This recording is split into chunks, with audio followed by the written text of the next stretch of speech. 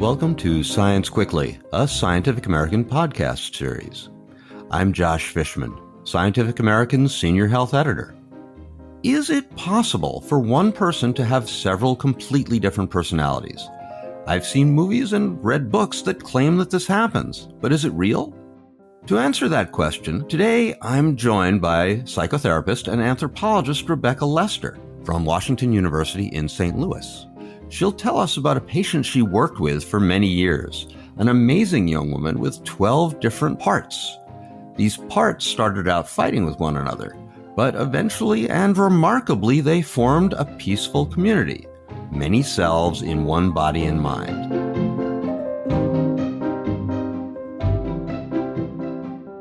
This episode of Science Quickly contains discussions of personality disorders, childhood trauma, and a brief mention of child abuse. Please listen at your discretion.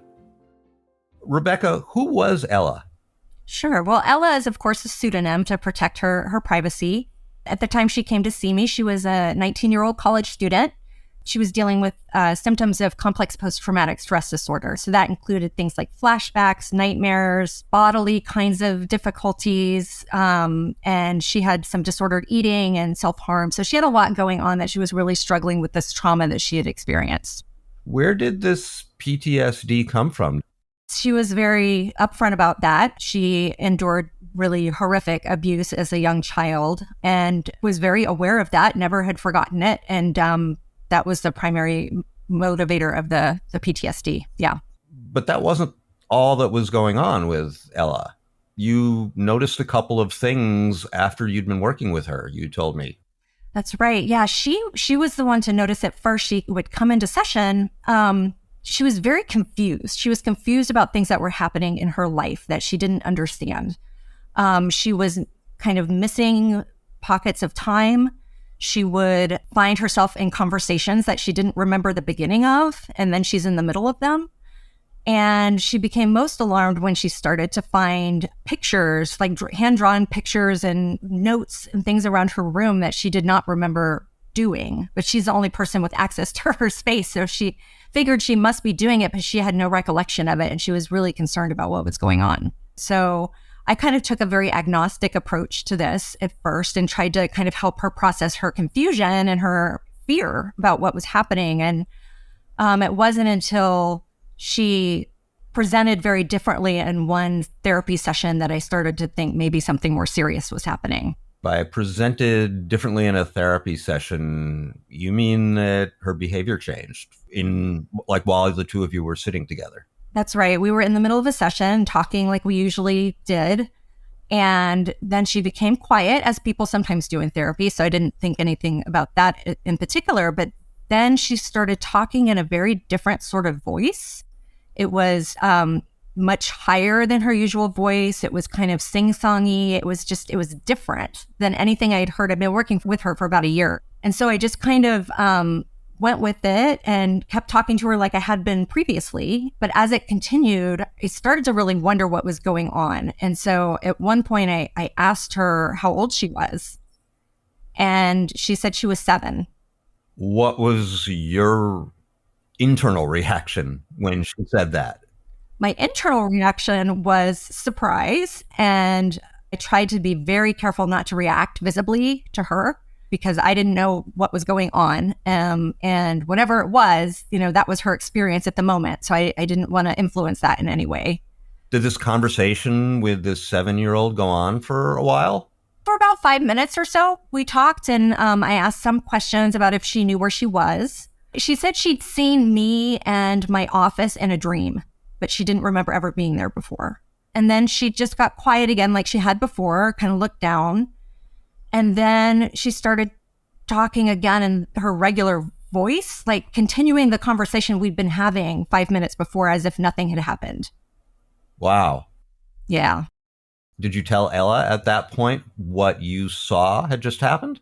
Well, first I asked her if she was aware of what had just happened. And she was confused and she didn't know what I was talking about. And I said, you don't remember this conversation that we had about you being in my office or seeing me in a dream? And no, what are you talking about? And so then I told her about telling me that she was 7. And She stared at me and she got visibly upset, like shaking, tearful, and quickly gathered her stuff up and ran out of the office. So she was very scared by what was going on, very disturbed. But she came back for the next session? She did. She did. And did this happen again? It did. It started happening a bit more frequently.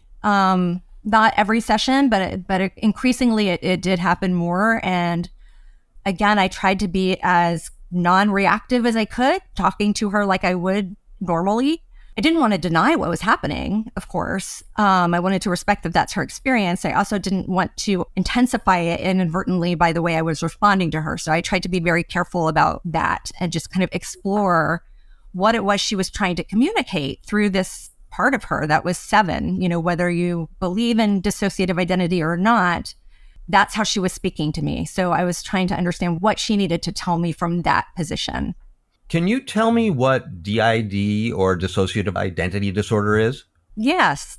DID is a condition where somebody has 2 or more separate self-experiences within them that do not share awareness or consciousness. So this is a diagnosis that exists in the Diagnostic and Statistical Manual of Mental Disorders, or the DSM-5, which is the Bible that psychiatrists use for diagnosing all mental health conditions. About 1.5% of the population can be diagnosed with DID, and that's more than schizophrenia. So, you know, it's more common than people think. Is there just one type of dissociation, or is there kind of like a spectrum? There's a whole spectrum of dissociation, from very mild to something like dissociative identity disorder. There's a whole range. And, you know, dissociation is something that the human brain is built to do, whether it's, you know, highway hypnosis, or, you know, you get home from work and you don't remember exactly every turn that you took to get there, or you kind of zone out during somebody's lecture. Not that my students do that, but, you know. Now, Ella, you told me actually had several different parts of herself as you explored this more in therapy. How many were there? Yes, well, they kind of came and went. So it was a fluid system that she was dealing with. Maybe 4 were always there, but then it fluctuated. And the most that she had at one point was 12. And were they all children? They were all children. The oldest one was 16. None of these personalities or parts knew about the others or knew what the others were doing when that particular part was front and center in consciousness? Mostly they did not know what the other parts were doing at the beginning.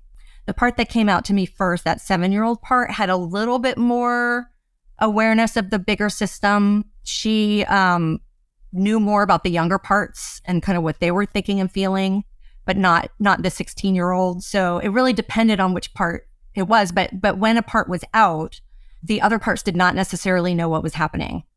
And so they would sometimes, you know, when they were out, might be very confused about what was happening in her life because they weren't aware of what had happened in the interim. That must have been really scary for Ella. It really was. It was very disorienting and scary for her. Some of these parts didn't always get along, did they?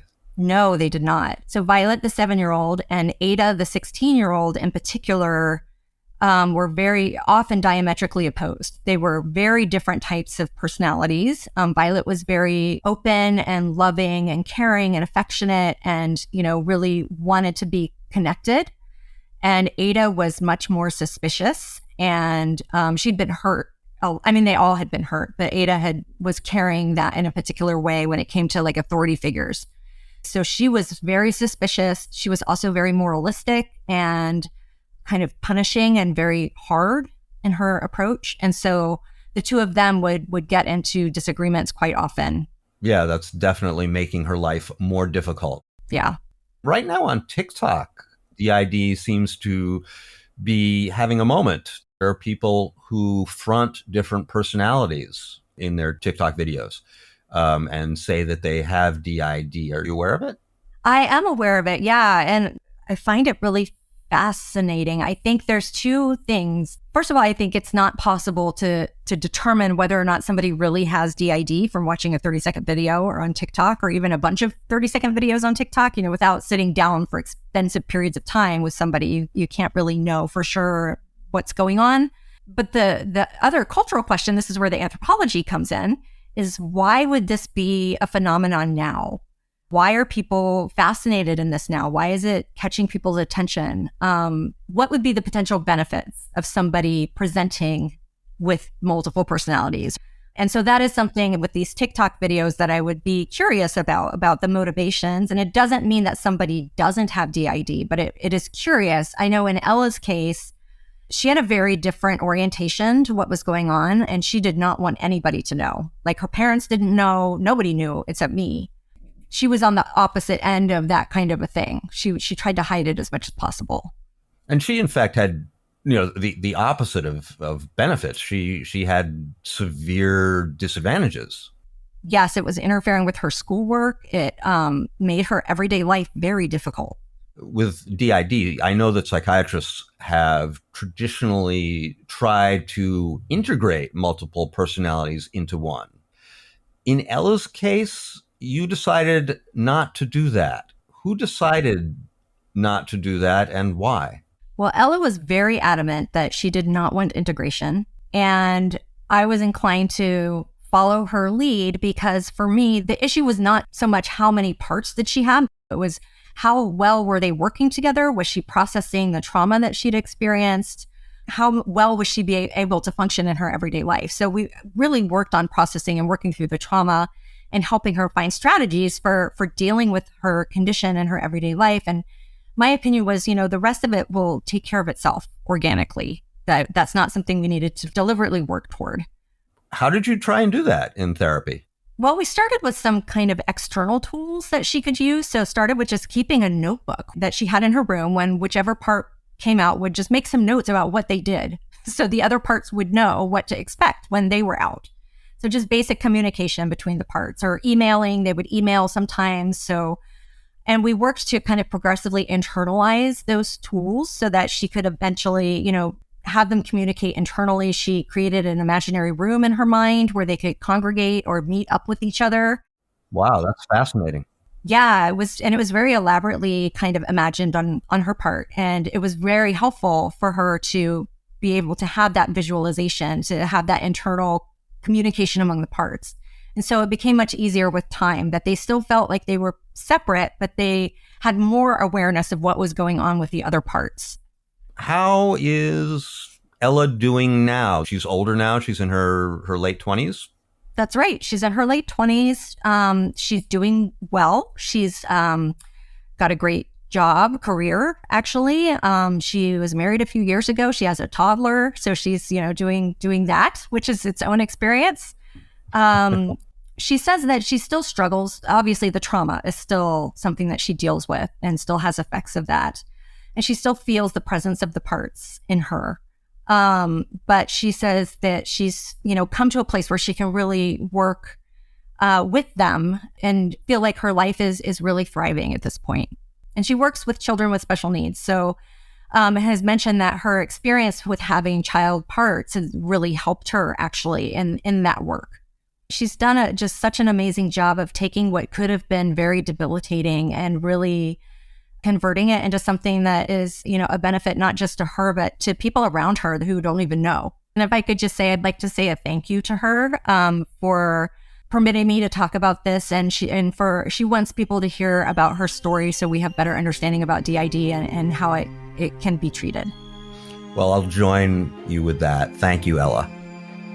You can read Rebecca's story, The Community of Ella, in the June issue of Scientific American and online at SciAm.com. Rebecca Lester, thanks for coming on the show. Yeah, thank you for having me. You've been listening to Science Quickly, a podcast series from Scientific American. Our show today was produced and edited by Jeff Del Vicio. Our theme music is by Dominic Smith. You can find us on SciAm.com and many other fine purveyors of podcasts. Let us know what you thought about today's show in the votes and comments sections.